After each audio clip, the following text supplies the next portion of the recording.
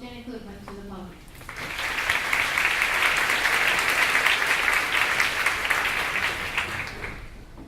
Thank you, Deb, for the great introduction. I'm honoured to be here today among so many accomplished women. There's so much buzz in the room when I arrived. I feel I'm disrupting the flow of what was very interesting conversations.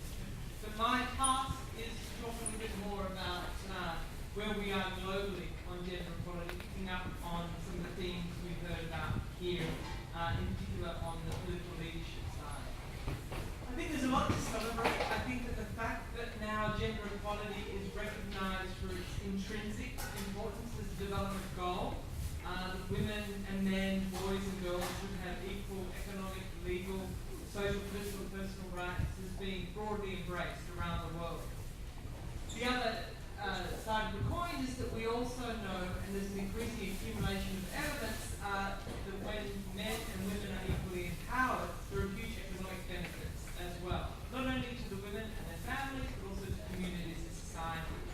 So gender equality is not only a right and a good choice, it's also smart economics, as our former President Robert Zoe was fond of saying. For those of you interested in, if you like, the empirical story, there's quite a useful report that was pulled together. It's our flagship, our annual flagship, the World Development Report, published in 2012, and it explored in depth the trends over the past 3 decades or so. And it found indeed very promising progress in a number of areas, but also that a lot of work remains to be done to address really quite persistent gaps that we know don't automatically disappear with economic growth, for example, that do seem to require proactive actions by governments, by communities, and by the private sector as well. So on the positive side, let me go through some of the highlights, because I think that the figures are really quite impressive. Women are now living longer than men in all parts of the world. So women now live 20 years longer on average today than they did in 1960. It's really quite remarkable.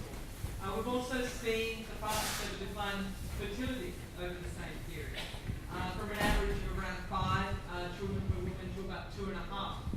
And that obviously allows women and girls to pursue education, to participate in labour market if they so choose, to engage in leisure activities and so on. So that's some of the kind of the glimpses of the good news. But despite this progress, major gaps do persist. So let me highlight, if you like, some of the most egregious gaps which were flagged in the report. The first, and possibly the most startling, is the issue or problem of missing women. This is something that was kind of noted initially some 20 years ago by Amartya Sen and others. And that's the fact that there are fewer women in the world than men, despite what the World Economic Forum holds. There's quite significant gender imbalances in a number of countries. In China and India, a number of countries in the Caucasus, due to sex-selective abortion and premature mortality on the part of girls and women. The annual number we estimated is in the order of 4 million annual missing women. So that's really quite striking. Secondly, whilst there has been enormous progress on the education side, many more girls enrolled in primary school, for example, the gaps are still not closed. In particular in Sub-Saharan Africa and South Asia, girls are much less likely to finish school. I worked in the Sudan for 70 years. In South Sudan, a girl had a larger probability of dying in childbirth than finishing primary school. So there's still countries where the odds are really quite horrific. And then relatedly, I think something which is moving to the fore of the global agenda again, in part because of tragic incidents like we saw in Delhi around Christmas time, is the problem of gender-based violence. And here again, figures are somewhat hard to get at, but the best estimates that we have suggest that globally 1 in 5 women will suffer violence in the hands of an intimate partner during their lifetime. And then finally, I just wanted to kind of give some nuances on the labour market side. So on the one hand, we do see significant increases in participation. So for example, in Latin America, labour force participation rate has increased by about 20% over the past couple of decades. And it's made a huge contribution to reductions in poverty and inequality throughout the region. In other places, it's really quite stagnant. In the Middle East and North Africa, it seems to be stuck around 25%. In India, it's actually falling. It's fallen by several percentage points over the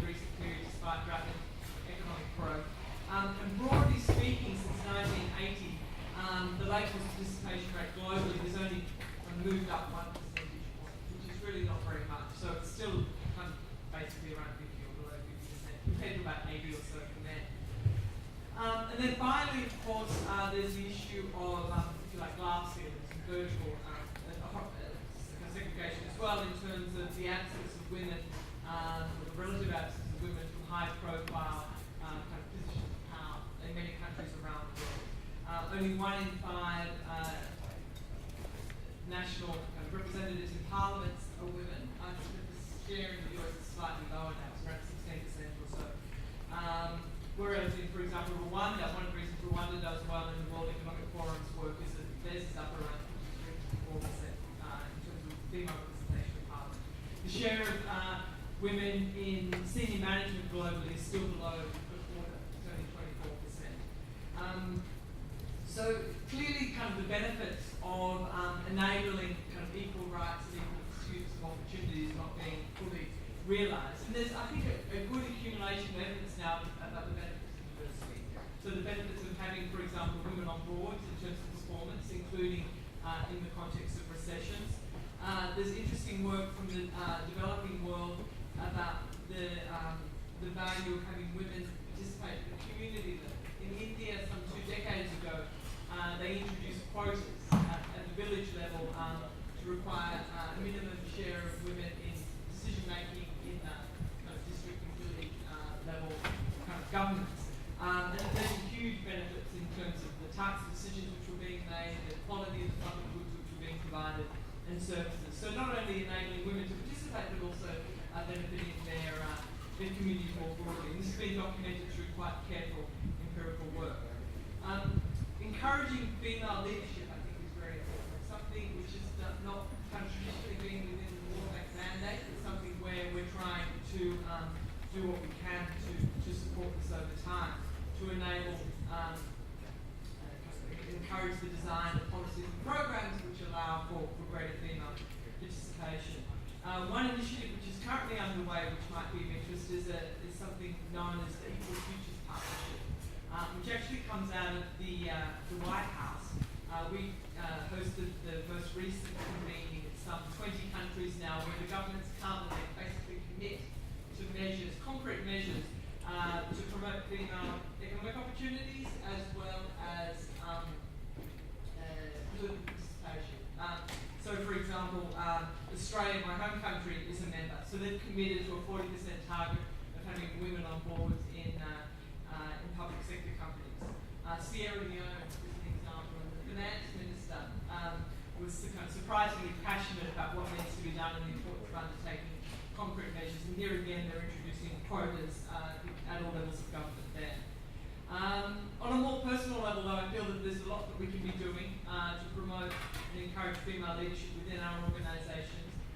We've seen the benefits from that in the projects that we do. So, for example, in Nicaragua, we had a program, an entrepreneurship training program, and basically the same package was provided to different groups of women. One group of women, however, was also exposed to female mentors and kind of role models, and they had massively higher kind of returns in terms of productivity, income, and so on. So this increase in aspirations, which came through their kind of exposure and interaction with female role models, really paid off economically. So thanks very much for having me. I'm happy to answer questions if there's time, and all the best. Sure. I think I've got 1 minute. So it was kind of a circuitous route. It was via Oxford. I had a very influential supervisor when I initially went there to do graduate work in law, because at that stage I wanted to be a legal academic, and I was quite passionate about criminal justice and so on. And then when I was in Oxford, I thought, well, this is quite a nice place, and what else can I do whilst I'm here? And so I enrolled in, didn't really want to do kind of conventional economics, so I enrolled in development economics, and had a very influential supervisor, Francis Stewart, who was doing very good work at that time with UNICEF and others, and went from there to work on the Human Development Report with Marty Sen, Mahbub Haq, and others who were doing really pioneering work at that time, and applied and got into the World Bank. So I've been here actually for some 20 years now, in and out several times, working with the UN, spent several years in Africa, based out of Kenya. My husband's an academic at Georgetown, so the US is very much our home now. is a much more sexist society, if I may say so, than some other Western countries, certainly compared to Norway, I would imagine. But I think at the same time, I've had truly kind of fabulous opportunities which have allowed me to work around the world and I think prosper in many ways. So I've been very fortunate. But I guess the way I see it now in terms of the gender equality agenda, I'll just wrap up now, is kind of I've not worked directly on gender for all of my career. It's only really the past 18 months ago. The work that I'd done prior to that was more focused on kind of social services, on poverty, on the field of poverty. But this I think was quite a logical kind of progression in terms of my interests and kind of professional development. And it's something which I've discovered has, now has a lot of global momentum, and I think it's an area where we really do make a contribution. Thank you. Thank you very much. We're going to save our questions until we hear from our next speaker. Leading the way in gender equality, as you heard, is Nordic Europe, with Norway among the top. In fact, Norway was recently named the happiest country in the world, based on a study of 142 countries with strong GDP and strong levels of satisfaction with their standards of living.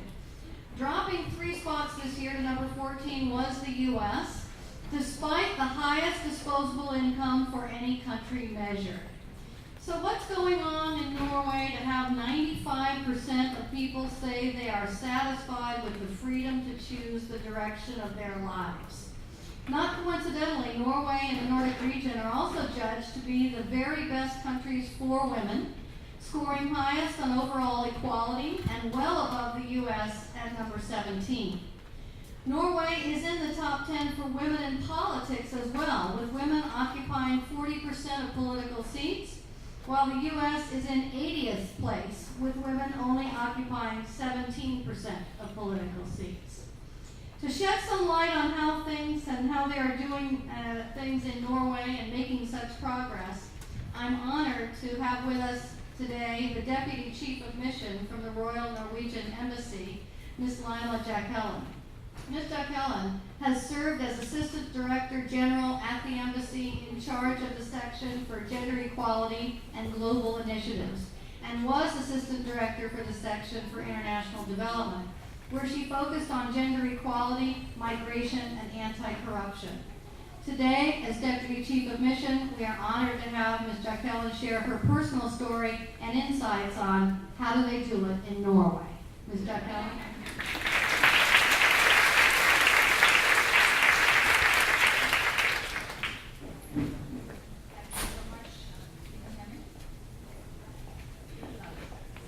Thank you for your very kind words, and thank you for inviting me, for having me here. It's great to be here. It's very inspiring. I'm very impressed by all your great presentations. I think that must be something you learn at school here, to send yourself and your classes and your issues and what you want to move forward. So it feels like a great honor to talk to you, to talk with you, and to share our experiences from Norway. First, a little bit about myself. I am a diplomat. I am a mother of 3. I have 2 twin boys, 17 years old, and a girl, 9 years old. I am a wife, and I am Norwegian. So, what country is Norway? We are on top of Europe. We are small, very beautiful country with a very tough climate. We live by and off the sea in many ways. We are 5 million people. We are now, today, a major exporter of oil and gas and salmon, Norwegian salmon. And we are very innovative when it comes to gender equality. We also have a welfare state that we have developed for decades, which we are very proud of, and which costs us a lot of taxpayers' money. We used to be a very poor nation. During the 1800th century,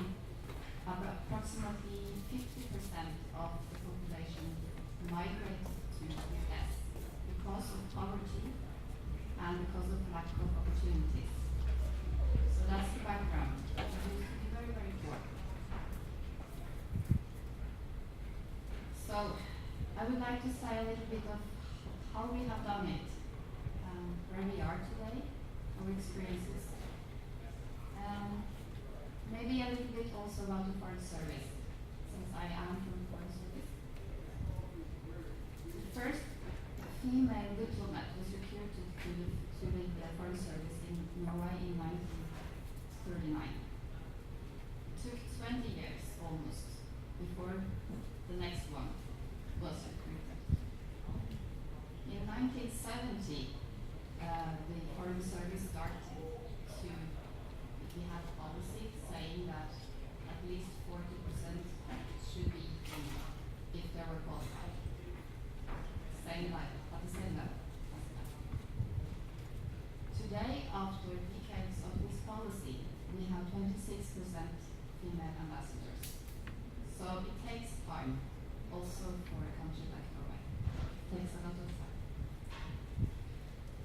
When I was asked to come here to be the deputy at the embassy of Washington, D.C., I had to say to the ambassador, I'm very honored. I had to ask my family. I had to organize myself. I have a husband. He is working in the private sector. So I took it home, and he said, well, I don't know, I cannot have a leave for 4 years. And what should we do when you go home?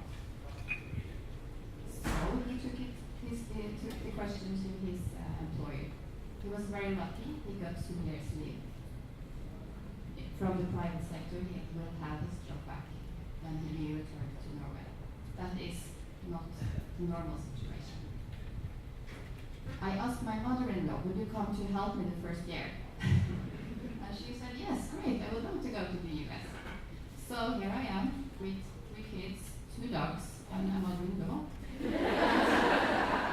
And my husband will come in July. I look forward to that. So, now more to the more professional thing. Norway ranks very high on gender equality in many international studies, as you just heard about. We rank as number 3 in the World Economic Forum and the Global Gender Gap reports when it comes to economics, education, politics, and health. How did we get to the top of the rankings? If I had to boil it down to 2 factors, they would be daycare and parental leave. In Norway, daycare is available, affordable, and subsidized by the government. This frees up parents, women in particular, to join the workforce. We also guarantee, and this is why we are so happy in Norway, we also guarantee a year of maternity leave, and a woman who takes the year of leave is guaranteed to get her job back. Not only her job, but her position. So, in theory, a woman who takes the year of leave is guaranteed to get her job back. There is no penalty for having children in Norway.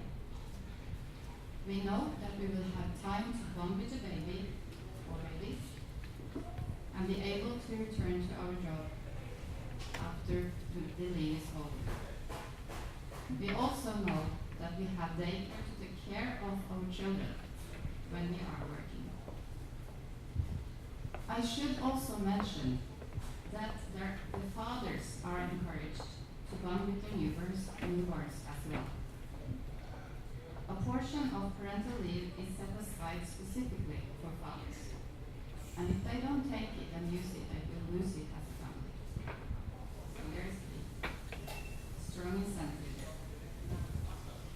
So I actually think that if Procter & Gamble should do a strong marketing in Norway, they would have to include fathers in this wonderful film that they showed us.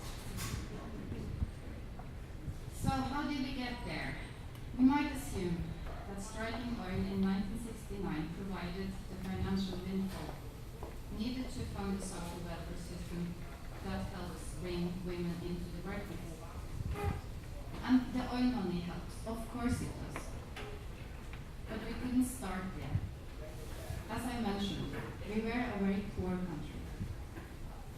In the 1930s, before and after the Second World War, Norway was not at the highest top of the economic developed world.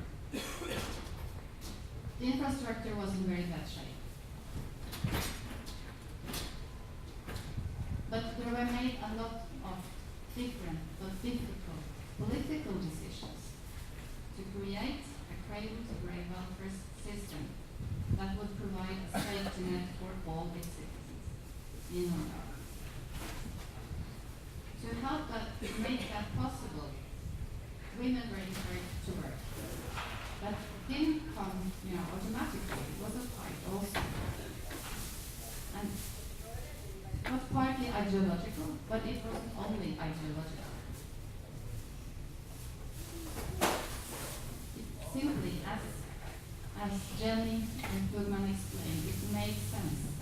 It's smart economics.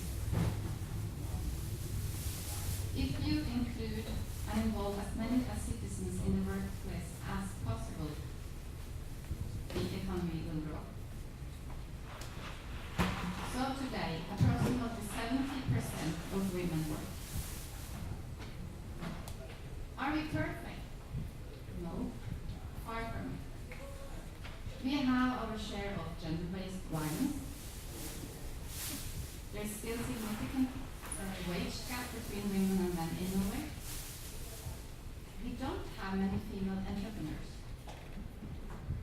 Our labor market is also quite divided. Certain types of work are still considered women's work, and the other way around.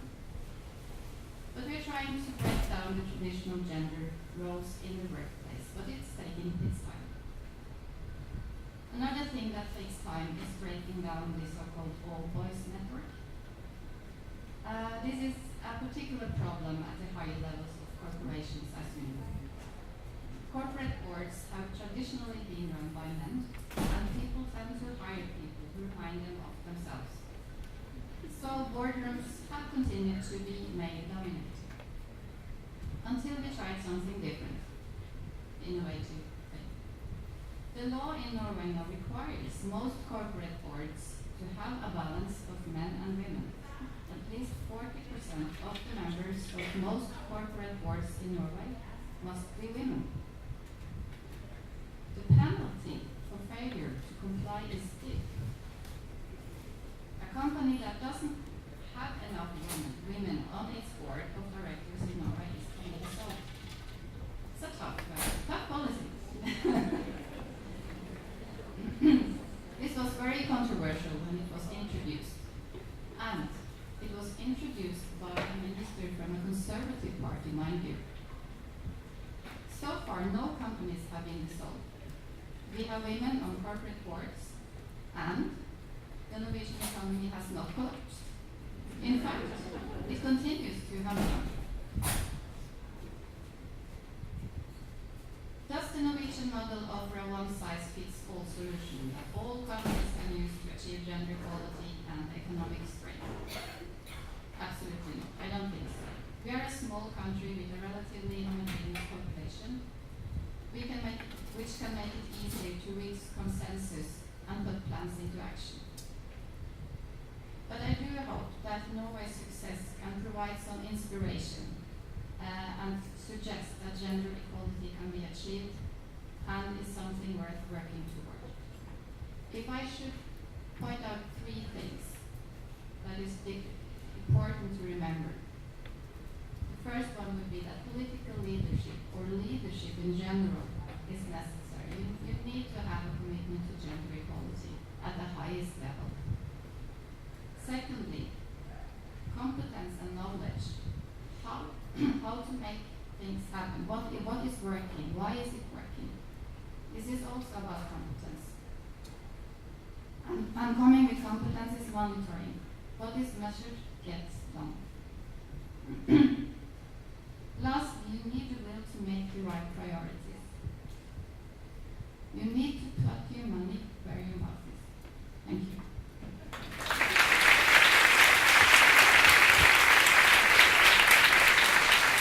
Thank you very much. both the World Bank and the Embassy of Norway. I want to open up to some Q&A now. We'll see some, hopefully we'll have our mics floating around. Any comments, thoughts about what Ms. Dykellen said or what Ms. Koopman said about gender equality, about Norway, about the World Bank? All right, we've got one here and one up here. Why don't we start right here? Nina will get the mic to you. And just, if you will, just state your name and who you're with. Hi, my name is Jennifer McNair. I'm with the Maryland Department of Juvenile Services. I run a juvenile detention program in the state, and I ran an all-girls facility for 3 years. And the issue of gender equality or gender inequality is pervasive, for us in this country. And to hear how other countries have seen to get a grip on how to shrink that gap is interesting to me. And one of the things that stood out, I tried to take to my notes as I could, but when it was spoken about the cradle to the grave welfare system, we seem to shirk at the idea of taking care of each other in this country, and that's so disappointing. I have to say though, today I felt like everybody in this room was taking care of me, so that felt wonderful, right? In the system I work in, I think it's so important for us as women to embrace and to make tons of noise about that. If we don't take care of each other, we will end up taking care of each other. I take care of lots of people's children that are criminally involved and incarcerated because somebody didn't take care of them. So we're either going to do it on one end or the other. We just have to make the commitment to what you said at first. We have to have the will to make the right priority, and I think that's what we've not gotten right. Very well said.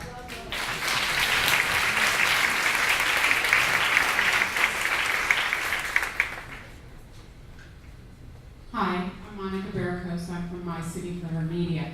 And just a quick comment, definitely loved what the Norwegian diplomat had to say. I'm from Canada. We mirror a lot of your public policy in the areas of childcare and gender equality. And I actually believe that's why I'm in the U.S., because the first work I did out of college was all about gender equality in the workplace. But my question is specifically from the lady for the World Bank. I believe a big issue that is relative to gender equality is access to capital. And I'd just be curious to hear what your thoughts are. I've had the opportunity to attend some World Bank sessions at Congress that were in partnership with Goldman Sachs and the projects that you're doing worldwide.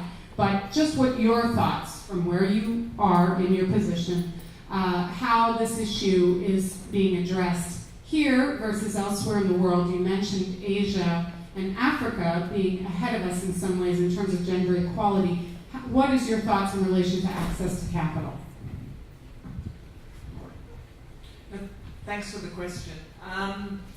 What we see worldwide in terms of female entrepreneurship is that there are major barriers, and access to capital is one of them, but there are others. For example, in a surprising number of countries, there are still legal obstacles. So, for example, a married woman can't sign a contract without her husband's consent, and there are various other constraints on what they can do. In terms of access to capital, this was always believed to be important. It had been documented in a few countries. Now, for the first time, we actually have global data for 140 countries. It's actually an initiative that was supported by the Gates Foundation and implemented with Gallup World Poll. So we have data which shows that globally, around, I think the figures are around kind of 45% of men have access to kind of financial services, and the figure for women is around 36%. The gap differs by country. In some countries, clearly the rates of access are very low for both men and women. It can be in the single digits in some low-income African countries. In terms of approaches to try and address these gaps, I think there's a couple of things to say just in terms of, if you like, the evolving evidence. One is that I think the microfinance kind of revolution has been important, but I think there's also a sense that it doesn't necessarily go far enough because it doesn't enable kind of the growth which is needed for women who want to go beyond being a micro-entrepreneur and become a small and medium enterprise owner. I think the other is that, and I think this is the more exciting part, that's being done actually more by the International Finance Corporation. So I'm not familiar with all the details, but what they sense from the work they do with private sector banks is that there's finally a recognition that this is a huge market which has been kind of pretty much untapped. And so Westpac, for example, from Australia, I think has done a lot of work on this, a lot of work being done in Asia now. But the estimates in terms of, if you like, the sheer volume of kind of market potential is really kind of quite startling, I think. And so the private sector is waking up to the opportunities which kind of are there but which will remain to be tapped. So there's interesting innovations from India, for example, where they've actually opened up, I think it's Standard Chartered, and they had a whole, if you like, a whole network of branches which were kind of female run, female kind of managed, kind of all the services were kind of geared to kind of what women need, I think providing childcare and so on as well, so people could access the services. And it was the most profitable part of actually the business. So there's a lot of innovation going on, and I think even kind of purely through kind of profit kind of orientation, I think a lot of progress can be made. And we'll continue with that. I'll just read a few tweets coming in. Narisha Rush says, great panel on gender equality. The statistics are staggering. We have so much progress still to make. Absolutely. Anna says we need a commitment to gender equality at the highest level. Love the insights from Lila Jack Helen. Somebody else says daycare and parental leave. That's how Norway ranks third in gender equality. I'm envious. One gal says Norway way ahead of us. I need better glasses to tweet. Somebody else says how do they do it in Norway. Wow, this is very inspiring. Sherry Allen says note to self, always wear waterproof mascara. CoverGirl, of course, to this event. Always the Marks commercials. Somebody else says respect to all the moms out there and every woman entrepreneur. So let's continue that. We still have some tweets coming in. We have another question here. Just tell us who you are, if you will, please.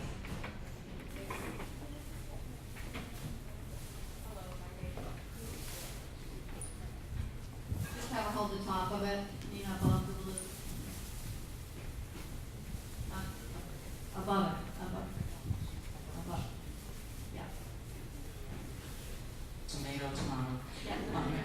My name is Cheryl Tyler, and I'm president of my own security consulting company. It's called CLT3.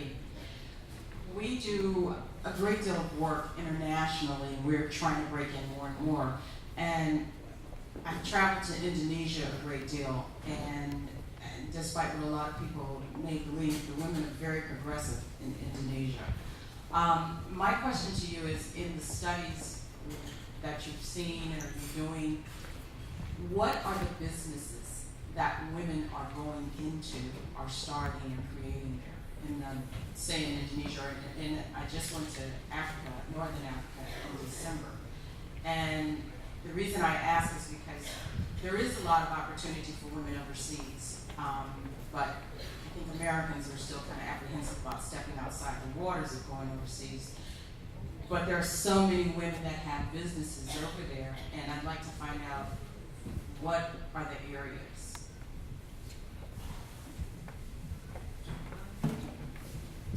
What we see globally, particularly in the lower income countries, is a lot of segregation in terms of sectors, and the women, partly because they have less access to capital, tend to go into those sectors which require less capital, less investments. It's more difficult for them to kind of mobilise what's needed to get started. They also, because they don't have access to kind of childcare and other forms of support, need the flexibility, so need kind of home-based or kind of other sorts of opportunities.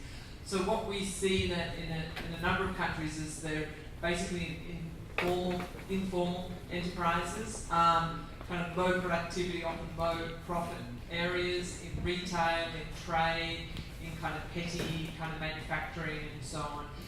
There are obviously exceptions where opportunities are opening up, but kind of preponderance still tends to be, even where participation rates are quite high, is that they're kind of stuck in these areas which are I guess, easier to enter, but less lucrative and are less difficult, less able to grow as well. At the same time, there are kind of important exceptions. So, in a number of countries where manufacturing is growing and, there's further opportunities in tech and so on, there are impressive numbers. But kind of the general picture is one which shows that kind of there are more marginal activities. Other thoughts out there? Vanessa? Joy? Hello, I'm Joy White with DAI. You both talked about your experiences with quotas, especially for providing for positions for women in parliaments and other government agencies.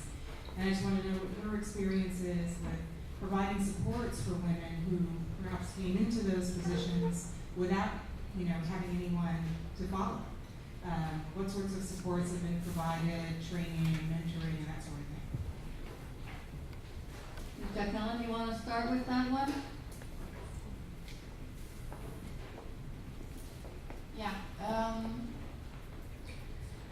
We have in Norway we have what we call moderate quotas, which means that if you apply for a position and you are a woman and there are a majority of men in the firm or in the state sector, in public sector, you will be preferred if you have the same qualifications. So you have to have the same qualifications. The support system, we have some mentoring training, but today it's not such a big problem. It's more like leadership development programs to reach the highest levels. But because the basics and basic recruitments are so good and has been that for so many years, it's not something that we face as a challenge for everybody. But I think it's important that when you recruit somebody from a minority in any way, you have to have support from one or two mentors to show you how the system works, to help you networking, and to build your competence, and to just make you feel comfortable, because you will usually go into a culture that you're not so familiar with. So that's my advice and my experience. I think this whole notion of quotas is something that is polarizing here. On one hand, you've earned it, you've got it. On the other hand, you're not there, and so would a quota work in a country as ours in terms of women on boards or women in senior leadership in firms? I can't imagine us dissolving a corporation if they didn't have it, but I think, wow, that is quite a strict penalty. But clearly, something has to be done. Even Senator Mikulski's letter and talking about championing the cause right now, going through of child care. And I did some research on that, and that had actually passed through one level of Congress way back in the Reagan era and was vetoed ultimately before it got off of first base. So we have had this topic before in America, and I just think it continues to be very interesting to see other countries and different ways of doing it, admittedly small, but there are many other countries, all of Nordic Europe and other countries that are doing a combination of childcare, some quotas, things for us to think about, I think, here, and certainly see in what way can we lead in these areas. Now, just closing down this topic, any other questions out here before? Yep, we do? Good. We've got one more.